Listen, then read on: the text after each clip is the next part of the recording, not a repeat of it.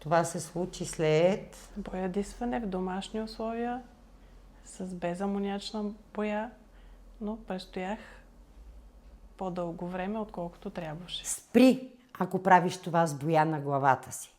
Сама си причиняваш косопат. Такъв дискомфорт усещаш Болка. на скалпа си. Болка. Болка. Да, точно така.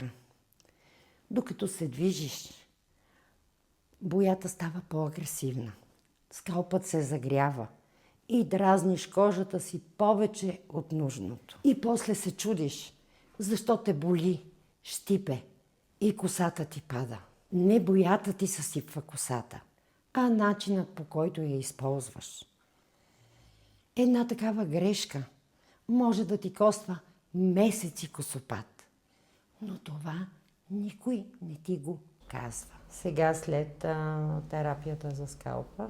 Облегчение. Облегчение. Да. Благодаря.